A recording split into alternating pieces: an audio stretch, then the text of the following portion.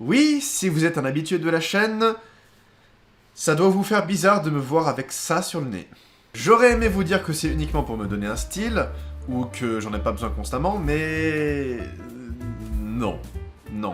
La vérité est tout autre. Ça doit faire à peu près un an et demi, peut-être 2 même, que je commençais à avoir des troubles de la vision, en fait. C'était pas constant. C'était par occasion, en fait. Certains jours, j'avais aucun souci, je voyais très nettement, tout allait bien, quoi. Puis d'autres jours, je voyais plus de troubles, j'arrivais moins bien à distinguer les mots, ou du moins, je voyais un peu flou au niveau de ce que je regardais dans la rue, par exemple au niveau des mots, au niveau de différents éléments visuels. Généralement, ces jours-là, j'étais un peu plus fatigué, ou bien j'ai passé plus de temps devant les écrans, ou bien les deux, tout simplement. C'était ces excuses-là que j'avais, et pendant un moment je me suis dit, il faudrait peut-être que je consulte quelqu'un pour savoir si j'ai besoin de lunettes de repos, parce que ça arrive fréquemment quand je suis fatigué, quand j'ai passé du temps devant les écrans, etc.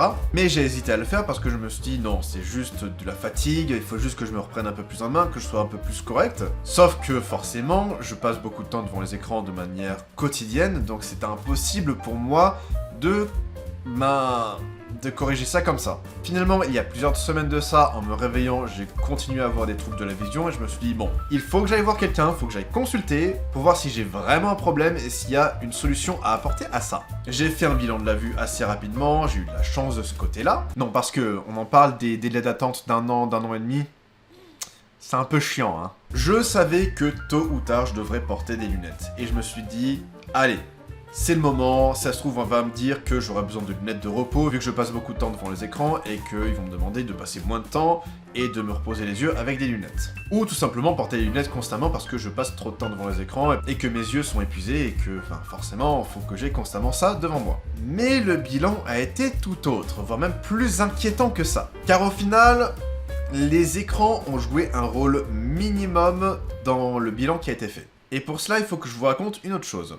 Depuis tout petit, j'ai l'habitude de me frotter les yeux de manière assez fréquente. Ça a peut-être un peu diminué avec l'âge, mais c'était toujours là. Du coup, quand l'ophtalmo m'a dit que j'ai trop frotté mes yeux et que ça a endommagé ma cornée, voire même que ça l'a infecté, et que je risquais de perdre la vue si je continuais à frotter assez fréquemment les yeux, j'ai commencé à flipper. Non, parce que avoir la vue qui diminue à cause des écrans, ça je veux bien, mais me dire que je risque de perdre la vue parce que je me frotte les yeux, le choc est quand même un peu plus grand. Du coup, à l'issue de ce bilan ophtalmique, je crois qu'on dit ça comme ça, on m'a déjà dit qu'il fallait que je prenne des gouttes pour mes yeux parce que, vu que je passe du temps devant les écrans, j'assèche mes yeux de manière abondante, donc il faut que je les entretienne de ce côté-là. Puis on m'a dit qu'il fallait que je porte, il y a au choix, soit porter des lunettes, soit porter des lentilles de contact, soit faire une opération laser. Et j'ai choisi la première option comme vous pouvez le voir. Pourquoi j'ai pas choisi les deux autres? C'est particulier à expliquer, mais en vrai, voir quelqu'un se mettre des lentilles de contact ou même imaginer quelqu'un se mettre des lentilles de contact, c'est quelque chose de crispant pour moi. Je peux juste pas imaginer qu'on mette quelque chose sur l'œil en lui-même. Donc devoir en mettre moi-même, c'est quelque chose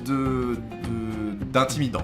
Ou de crispant. Les deux en même temps, je dirais. Pareil pour l'opération à laser, parce que c'est quelque chose qui touche les yeux, et j'ai peur que d'un, ça se passe mal, donc je risque de perdre la vue, et de deux, ça touche les yeux. Voilà, c'est tout, donc ça me crispe juste, voilà. Ça me fait constamment penser à un passage dans Dead Space 2 que j'ai pu faire récemment en live. Oh mon dieu, je vais pas pouvoir regarder ça, je vais pas pouvoir regarder ça. Oh. Je regarde pas, je peux pas. Oh putain, je peux pas. Bon, je sais que l'opération laser n'est pas exactement comme ça. Oh putain, je peux pas. Mais je peux pas m'empêcher de penser à ça, quoi. Donc bon, tant que ça devient pas critique, je ne pense pas me faire opérer au niveau des yeux. Si ça se dégrade trop, forcément, je prendrai des mesures, mais là, pour l'instant, j'y vois encore. J'ai l'œil droit qui est plus touché que le gauche. L'œil gauche, en vrai, il va plutôt bien. L'œil droit voit assez flou, en fait. J'ai même pas forcément besoin de porter des lunettes pour voir correctement, mais ma vue n'est quand même pas parfaite. pour qu'elles soient mieux, il faut quand même que je porte ces lunettes. Du coup, voilà les raisons pour lesquelles j'ai cette magnifique paire sur le nez. Et je les ai depuis très récemment en fait. Ben, à l'heure où vous voyez cette vidéo, ça va faire peut-être moins de 10 jours que j'ai ces lunettes. Donc voilà, ça me fera un nouveau style pour mes futures vidéos. Et c'est tout ce que j'avais envie de dire pour cette vidéo-là, voilà. Et pour ce petit vlog vite fait. Si je devais faire une petite conclusion. Si, voilà, petite conclusion. Ne vous frottez plus les yeux. Juste évitez. Ça peut les détériorer, ça peut être dangereux. Donc voilà, ne le faites pas. Si jamais vous éprouvez des gênes constantes au niveau des yeux, allez voir un spécialiste. Prenez soin de vous et à très bientôt pour une nouvelle vidéo. Ciao!